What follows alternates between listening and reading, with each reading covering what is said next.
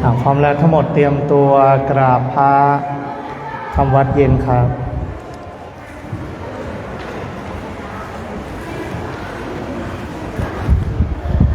ทั้งหมดกราบพระพร้อมกันครับกราบกราบกราบกราบบารมีธรรมพ่อแม่ครูบาอาจารย์ครับ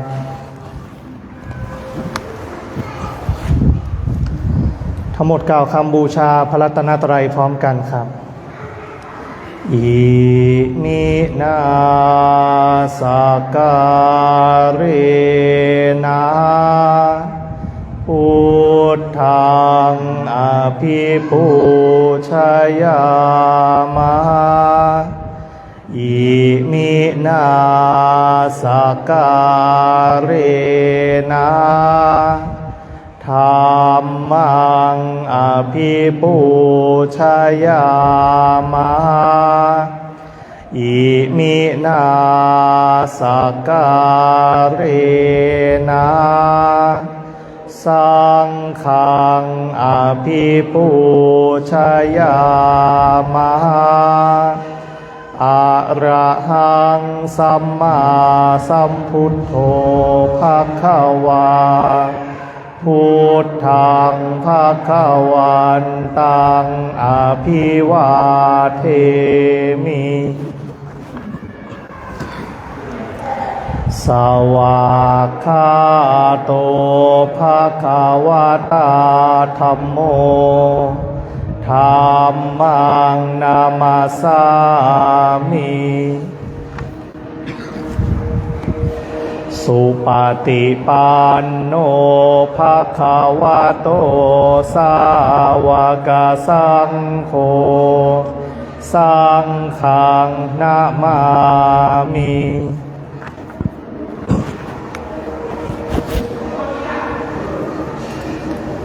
ญาติโยมก็นั่งฟังพระระหว่างที่พระกำลังทำวัดสวดมนต์ญาติโยมคณะศรัทธาก็ให้นั่งสงบจิตสงบใจฟังเสียงที่พระสงฆ์จะได้สาธยายพระธรรมหันธรรมยังพุทธัสสะภะคะวะโตปุพพาคณะมะการังกโรมะเสนะโมตัสสะภะคะวะโตอะระหะโตสัมมาสัมพุทธัสสะนะโมตัสสะภะคะวะโตอะระหะโตสัมมาสัมพุทธัสสะนะโมตัสสะภะคะวะโตอะระหะโตสัมมาสัมพุทธัสสะพุทธังสรณังคัจฉามิธัมมังสรณังคัจฉามิสังฆังสรณังคัจฉามิทุติยัมปิพุทธังสรณังคัจฉามิทุติยัมปิธัมมังสรณังคัจฉามิทุติยัมปิสังฆังสรณังคัจฉามิตติยัมปิพุทธังสรณังคัจฉามิตติยัมปิธัมมังสรณังคัจฉามิตติยัมปิสังฆังสรณังคัจฉามิธรรมที่พระพุทธเจ้าทรงแสดงไว้เพื่อประโยชน์ของสัตว์โลกเป็นธรรมที่เห็นได้ยากยิ่งสำหรับธรรมที่จะกล่าวต่อไปนี้เป็นธรรมที่สามารถกระทำความสงบอันประเสริฐและสามารถประทานซึ่งสมบัติทั้งปวงเป็นเครื่องสงบเหตุร้ายทั้งปวง เป็นเครื่องป้องกันอมนุษย์และยักษ์เป็นเครื่องระงับความตายก่อนกำหนดเวลาเป็นเครื่องขจัดความเศร้าโศกและโรคเป็นเครื่องย่ำยีกำลังของข้าศึกเป็นเครื่องจำเริญชัยชนะแด่พระราชาเป็นเครื่องนำสิ่งที่ไม่น่าปรารถนาทั้งปวงออกไปเป็นธรรมอันประเสริฐข้าพเจ้าจักแสดงคุณธรรมเช่นนั้นตามสภาพที่เป็นจริงนาทีใดมีผู้กล่าววาจาสรรเสริญพระคุณอันประเสริฐของพระรัตนตรัยด้วยจิตที่เลื่อมใสนาทีนั้นความสุขความสบายและความสวัสดีย่อมมีแก่ผู้นั้นตลอดกาลทุกเมื่อหันธรรมยังปฏิจจสมุปบาทธัมเมสุอิทัปปัจจยตาทิธรรมปะทังพนามาเสอิทัภิกขเวอริยสาวโกปฏิจจสมุปบาทันเยวะสาธุกังโยนิโสมนสิกโรติภิกษุทางหลายอริยสาวกในธรรมวินัยนี้ย่อมกระทำไว้ในใจโดยแยบคายเป็นอย่างดีซึ่งปฏิจจสมุปบาทนั้นเทียวดังนี้ว่าอิมัสสมิงสติอิทังโหติเมื่อสิ่งนี้มีสิ่งนี้ย่อมมีอิมัสสุปาทาอิทังอุปัชชาติเพราะความเกิดขึ้นแห่งสิ่งนี้สิ่งนี้จึงเกิดขึ้นอิมัสสมิงอาสติอิทังนะโหติเมื่อสิ่งนี้ไม่มีสิ่งนี้ย่อมไม่มีอิมัสสะนิโรธาอิทังนิรุชชาติเพราะความดับไปแห่งสิ่งนี้สิ่งนี้จึงดับไปยะทิทังได้แก่สิ่งเหล่านี้คืออวิชชาปัจจยาสังขาราเพราะมีอวิชชาเป็นปัจจัยจึงมีสังขารทั้งหลายสังขาราปัจจยาวิญญาณังเพราะมีสังขารเป็นปัจจัยจึงมีวิญญาณวิญญาณปัจจยานามรูปังเพราะมีวิญญาณเป็นปัจจัยจึงมีนามรูปนามรูปปัจจยาสาลายตานังเพราะมีนามรูปเป็นปัจจัยจึงมีสาลายตานาสาลายตานาปัจจยาภัสโสเพราะมีสาลายตานะเป็นปัจจัยจึงมีผัสสะผัสสะปัจจยาเวทนาเพราะมีผัสสะเป็นปัจจัยจึงมีเวทนาเวทนาปัจจยาตัณหาเพราะมีเวทนาเป็นปัจจัยจึงมีตัณหาตัณหาปัจจยาอุปาทานังเพราะมีตัณหาเป็นปัจจัยจึงมีอุปาทานอุปาทานาปัจจยาภะโวเพราะมีอุปาทานเป็นปัจจัยจึงมีภพภาวะปัจจยาชาติเพราะมีภพเป็นปัจจัยจึงมีชาติชาติปัจจยาชรามรณัง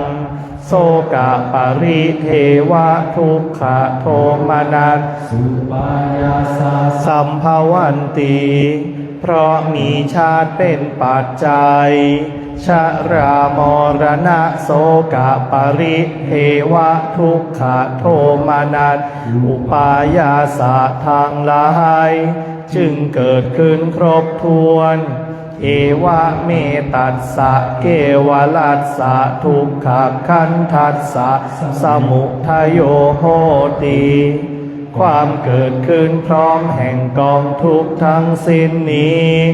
ย่อมมีด้วยอาการอย่างนี้อวิชชายะตะเววะอะเสสะวิราคะนิโรธาสังขาระนิโรโธเพราะความจางคลายดับไปโดยไม่เหลือแห่งอวิชชานั้นเทียวจึงมีความดับแห่งสังขารสังขาระนิโรธาวิญญาณนิโรโธเพราะมีความดับแห่งสังขารจึงมีความดับแห่งวิญญาณ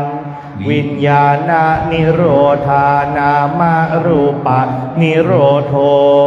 เพราะมีความดับแห่งวิญญาณจึงมีความดับแห่งนามรูปนามรูปะนิโรธาสาลายตนะนิโรโธเพราะมีความดับแห่งนามรูปจึงมีความดับแห่งสาลายตนะสาลายตนะนิโรธาผัสสะนิโรโธเพราะมีความดับแห่งสาลายตนะจึงมีความดับแห่งผัสสะผัสสะนิโรธาเวทนานิโรโธเพราะมีความดับแห่งผัสสะจึงมีความดับแห่งเวทนาเวทนานิโรธาตัณหานิโรโธเพราะมีความดับแห่งเวทนาจึงมีความดับแห่งตัณหาตัณหานิโรธาอุปาทานนิโรโธเพราะมีความดับแห่งตัณหาจึงมีความดับแห่งอุปาทานอุปาทานะนิโรธาภาวะนิโรโธเพราะมีความดับแห่งอุปาทานจึงมีความดับแห่งภพภาวะนิโรธาชาตินิโรโธเพราะมีความดับแห่งภพจึงมีความดับแห่งชาติชาตินิโรธาชรามรณังโสกะปริเทวะทุกขโทมานัสสุปายาสานิรุชชันติเพราะมีความดับแห่งชาตินั่นแลชรามรณะโสกะปริเทวะทุกขโทมานัสอุปายาสะทางหลายจึงดับสิ้นเอวะเมตัสสะเกวลัสสะทุกขขันธัสสะนิโรโธโหติความดับลงแห่งกองทุกข์ทั้งสิ้นนี้ย่อมมีด้วยอาการอย่างนี้ดังนี้หันธรรมยังอริยทังคิกะมัคคปะทังพนามาเสหนทางนี้แลเป็นหนทางอันประเสริฐซึ่งประกอบด้วยองค์8ประการได้แก่สิ่งเหล่านี้คือความเห็นชอบความดำริชอบการพูดจาชอบการทำการงานชอบการเลี้ยงชีวิตชอบความภาคเพียรชอบความระลึกชอบความตั้งใจมั่นชอบดูก่อนภิกษุทั้งหลายความเห็นชอบเป็นอย่างไรเล่า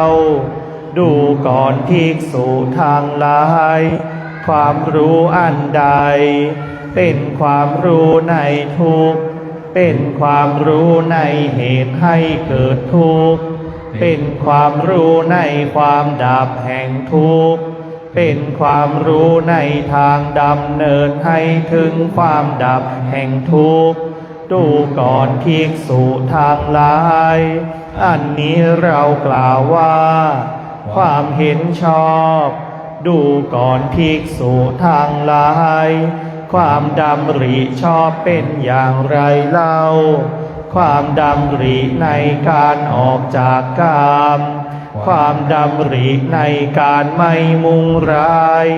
ความดำริในการไม่เบียดเบียนดูก่อนภิกษุทางหลายอันนี้เรากล่าวว่าความดำริชอบดูก่อนภิกษุทางหลายการพูดจาชอบเป็นอย่างไรเล่าเจตนาเป็นเครื่องเว้นจากการพูดไม่จริงเจตนาเป็นเครื่องเว้นจากการพูดส่อเสียดเจตนาเป็นเครื่องเว้นจากการพูดหยาบเจตนาเป็นเครื่องเว้นจากการพูดเพ้อเจ้อดูก่อนภิกษุทางหลายอันนี้เรากล่าวว่าการพูดจาชอบดูก่อนภิกษุทางหลายการทำการงานชอบเป็นอย่างไรเล่าเจตนาเป็นเครื่องเว้นจากการฆ่าเจตนาเป็นเครื่องเว้นจากการถือเอาสิ่งของที่เจ้าของไม่ได้ให้แล้วเจตนาเป็นเครื่องเว้นจากการประพฤติผิดในกามทั้งหลายดูก่อนภิกษุทางหลายอันนี้เรากล่าวว่าการทำการงานชอบดูก่อนภิกษุทางหลายการเลี้ยงชีวิตชอบเป็นอย่างไรเล่าดูก่อนภิกษุทางหลายสาวกของพระอริยเจ้าในธรรมวินัยนี้ละการเลี้ยงชีวิตที่ผิดเสียย่อมสำเร็จความเป็นอยู่ด้วยการเลี้ยงชีพที่ชอบดูก่อนภิกษุทางหลายอันนี้เรากล่าวว่าการเลี้ยงชีวิตชอบดูก่อนภิกษุทางหลายความภาคเพียรชอบเป็นอย่างไรเล่าดูก่อนภิกษุทางหลายภิกษุในธรรมวินัยนี้ย่อมทำความพอใจให้เกิดขึ้นย่อมพยายามประรบความเพียรประคองตั้งจิตไว้เพื่อจะยังอกุศลธรรมอันเป็นบาปที่ยังไม่เกิดไม่ให้เกิดขึ้นย่อมทำความพอใจให้เกิดขึ้นย่อมพยายามปรารภความเพียรประคองตั้งจิตไว้เพื่อจะละอกุศลธรรมอันเป็นบาปที่เกิดขึ้นแล้วย่อมทำความพอใจให้เกิดขึ้นย่อมพยายามปรารภความเพียรประคองตั้งจิตไว้เพื่อจะยังกุศลธรรมที่ยังไม่เกิดให้เกิดขึ้นย่อมทำความพอใจให้เกิดขึ้นย่อมพยายามปรารภความเพียรประคองตั้งจิตไว้เพื่อความตั้งอยู่ความไม่เลอะเลือนความงอกงามยิ่งขึ้นความไพบูรณ์ความเจริญความเต็มรอบแห่งกุศลธรรมที่เกิดขึ้นแล้วดูก่อนภิกษุทางหลายอันนี้เรากล่าวว่าความเพียรชอบดูก่อนภิกษุทางหลายความระลึกชอบเป็นอย่างไรเล่าดูก่อนภิกษุทางหลายภิกษุในธรรมวินัยนี้ย่อมเป็นผู้พิจารณาเห็นกายในกายอยู่เป็นประจำมีความเพียรเครื่องเผากิเลสมีสัมปชัญญะมีสติ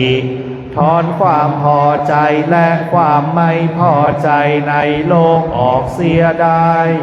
ย่อมเป็นผู้พิจารณาเห็นเวทนาในเวทนาทั้งหลายอยู่เป็นประจำมีความเพียรเครื่องเผากิเลสมีสัมปชัญญะมีสติ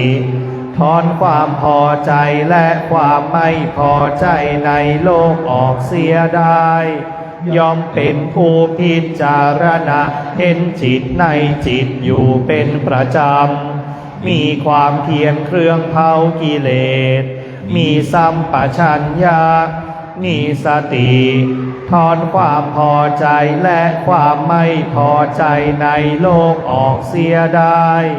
ย่อมเป็นผู้พิจารณาเห็นธรรมในธรรมทั้งหลายอยู่เป็นประจำมีความเพียรเครื่องเผากิเลสมีสัมปชัญญะมีสติถอนความพอใจและความไม่พอใจในโลกออกเสียได้ย่อมก่อนภิกษุทางหลายอันนี้เรากล่าวว่าความระลึกชอบดูก่อนภิกษุทางหลาย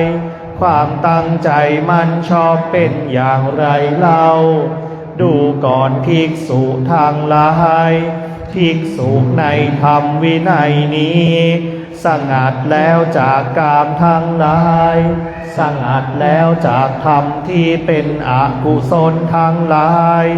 เข้าถึงปฐมฌานประกอบด้วยวิตกวิจารมีปีติและสุขอันเกิดจากวิเวกแล้วแลอยู่เพราะความที่วิตกวิจารทั้งสองระงับลงเข้าถึงทุติยฌานเป็นเครื่องผ่องใสแห่งใจในภายในให้สมาธิเป็นธรรมอันเอกผุดมีขึ้นไม่มีวิตกไม่มีวิจารมีแต่ปีติและสุขอันเกิดจากสมาธิแล้วแลอยู่หนึ่งเพราะความจางคลายไปแห่งปีติย่อมเป็นผู้อยู่อุเบกขามีสติและสัมปชัญญะและย่อมเสวยความสุขด้วยนามกายชนิดที่พระอริยเจ้าทั้งหลายย่อมกล่าวสรรเสริญผู้นั้นว่าเป็นผู้อยู่อุเบกขามีสติอยู่เป็นปกติสุขดังนี้เข้าถึงตติยฌานแล้วแลอยู่เพราะละสุขเสียได้และเพราะละทุกข์เสียได้เพราะความดับไปแห่งโสมนัสและโทมนัสทั้งสองในการก่อนเข้าถึงจตุตถฌานไม่มีทุกข์ไม่มีสุขมีแต่ความที่สติเป็นธรรมชาติบริสุทธิ์เพราะอุเบกขาแล้วแลอยู่ดูก่อนภิกษุทางหลายอันนี้เรากล่าวว่าความตั้งใจมั่นชอบ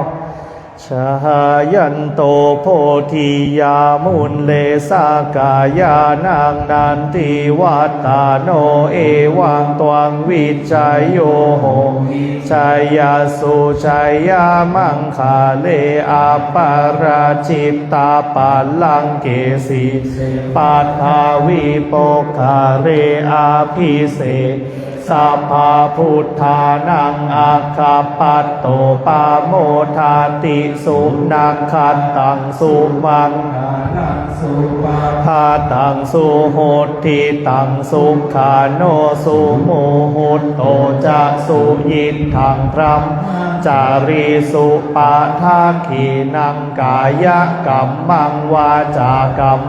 ปาทาขีนังปาทาขีนังมโนกรรมปานิทิเตปาทาขีนาปาทาขีนานิกาตวาละพันตัเถปาทาขีเนสุขโขพุทธานังอุปาสุขาสัทธรรมเตสานาสุขาสังคัสสะสามัคคีขานังตาโปสุขโขคัตติโยเสโทชะเนตัสสามิงโคตาปติชาเยโนวิชชาจารานาสัมปันโสเสโทเตวามานุสเศรษฐิวาตาปติอาทิโจรันติติจันทิมาสันนัตโทคาติโยตาปติชายิตาปติพระมโนอาทัสสัพพะมโหรัตตังพุทโธตาปติเตชะสาอะโรคายาปารามาสันตุทิปารามังทานังวิสาสาปะระมายาติ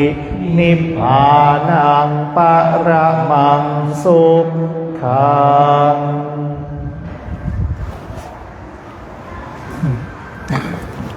ไปอีก ตอนที่มนต์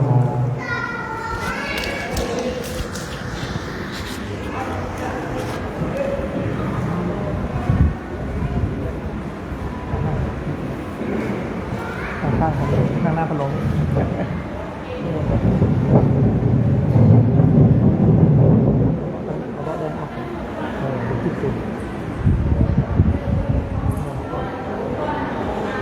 เราหลวงพ่อพระคุณครับกำลังมากำลังมา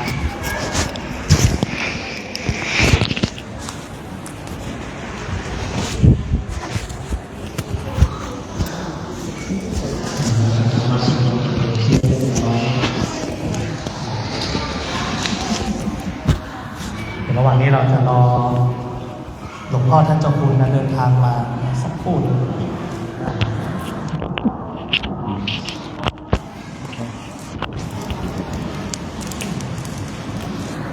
บ้านผมนี่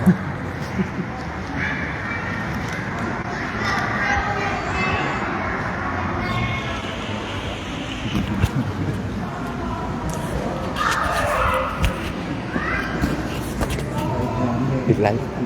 ปิดไลฟ์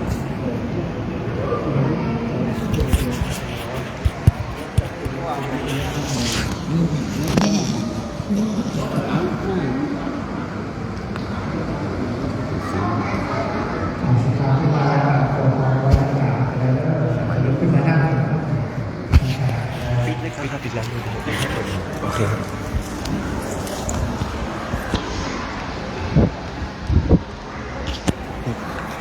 ปิดเลยปิดก่อนเดี๋ยวค่อยไลฟ์